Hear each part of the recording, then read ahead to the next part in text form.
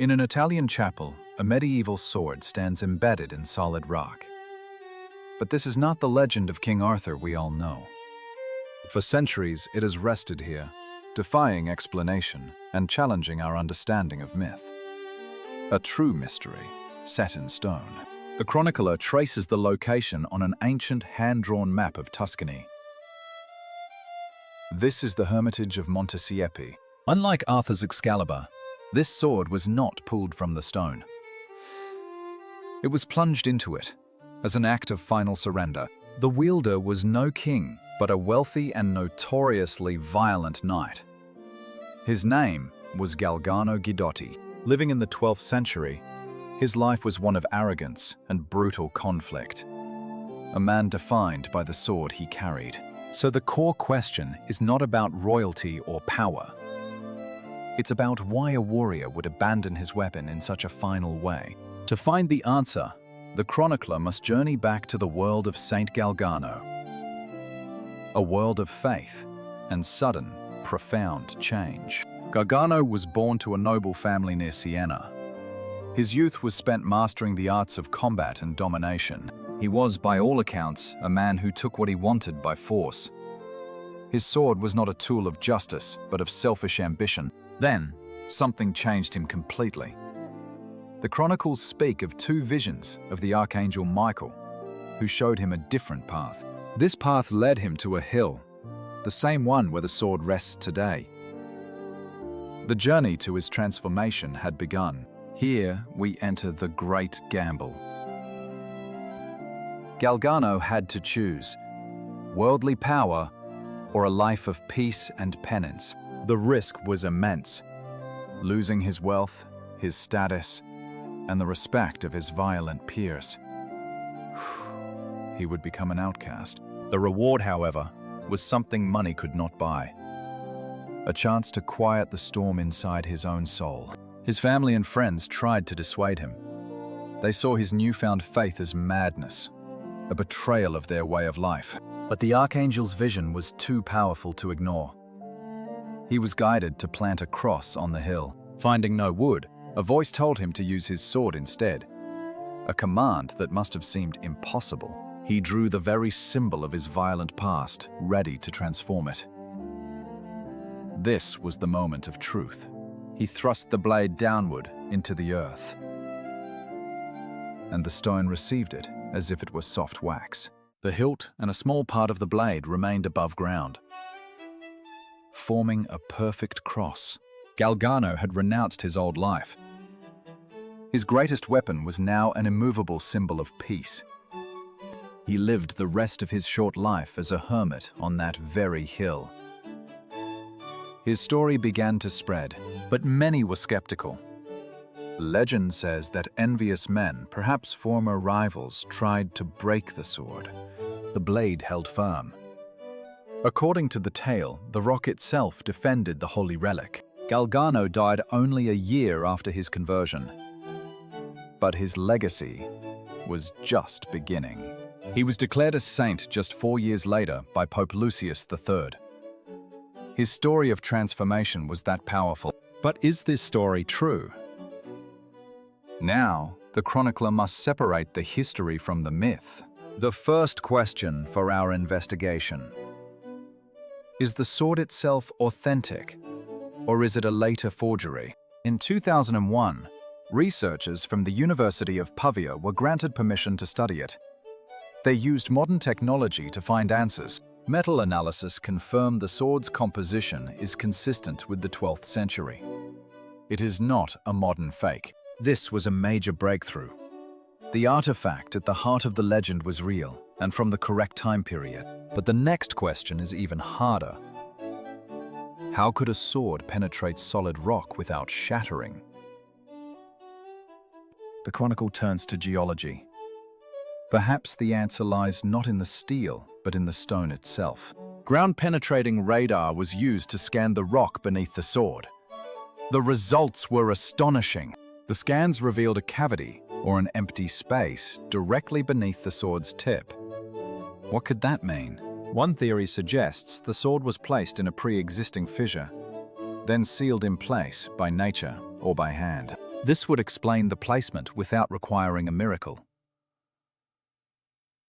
But it doesn't diminish the power of the act. The investigation also uncovered another strange detail nearby. 2 mummified arms in a display case. Legend claims these belong to the thieves who tried to steal the sword. Their arms torn off by wolves sent to protect it. Scientific analysis of these remains also dates them to the 12th century. Another piece of the legend proven true.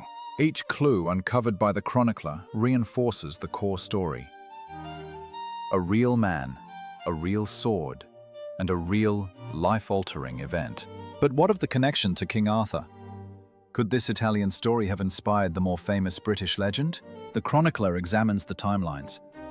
Galgano's story predates the first written accounts of Arthur's sword in the stone by several decades.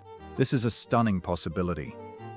The most iconic image of Arthurian legend may have been inspired by a real Tuscan saint. Stories of Saint Galgano traveled quickly across Europe with pilgrims and traders.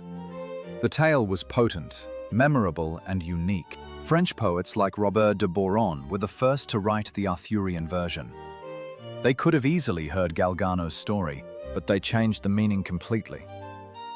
Galgano's act of peace became a test to find a king destined for war. The original message of renunciation was inverted to become a story about claiming power. A fascinating twist of cultural memory. Let's revisit the stakes for Galgano himself, knowing this. His personal sacrifice created a legend that would echo for centuries. The Abbey of San Galgano was built nearby after his death. A grand Gothic structure to honor the humble hermit. For a time, it was one of the most powerful monasteries in Tuscany. All built upon the story of one man's change of heart. This shows the true power of his gamble. His act of faith inspired generations and built incredible monuments. So the chronicler's map now has 3 key locations. The Hermitage, the Abbey, and the path of the legend to Britain.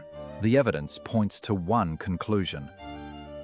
A true story of peace was reframed as a myth of war and destiny. This doesn't make the Arthurian legend less magical. It just makes Galgano's story more profound. We can see the chapel today, a simple round building. Perfectly preserved, containing the very sword that started it all. Inside, the atmosphere is quiet and reverent. 800 years of history contained in one small room. The sword is now protected by a perspex shield.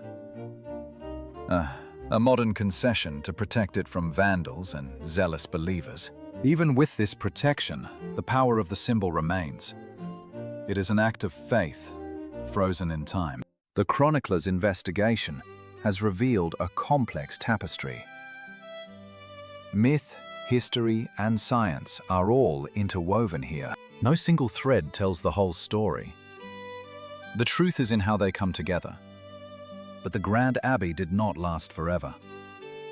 Its power faded with plagues and political strife. Eventually, it was abandoned, its roof collapsing, leaving the beautiful Gothic skeleton we see today. Yet, through all this, the small chapel and its sword survived.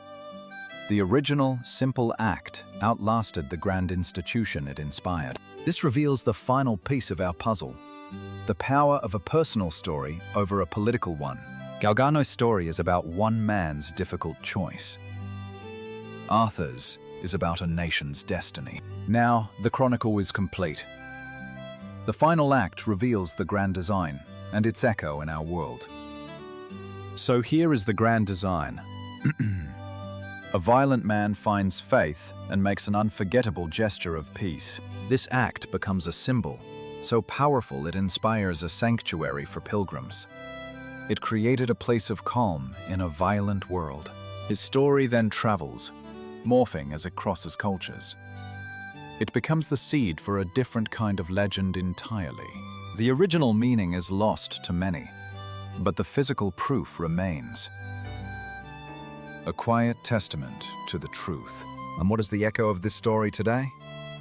It is visited by thousands of tourists and pilgrims every year. They come for the legend of Arthur, but they discover the story of Galgano. They find a history that is deeper and more human. The story reminds us that true strength is not in conquest. It is in the courage to change your own path. Every stone carries a story. This one tells of the power of peace over the glamour of war. It's a reminder that the most enduring legends are often rooted in real human choices, decisions that echo through time. The chronicler closes the book. Galgano's story is not an end, but an invitation to look deeper into the myths we love. His sword remains not as a challenge to be pulled, but as a lesson to be understood. A true paradox of power. If this story changed how you see the legend, continue the chronicle and explore more myths made real.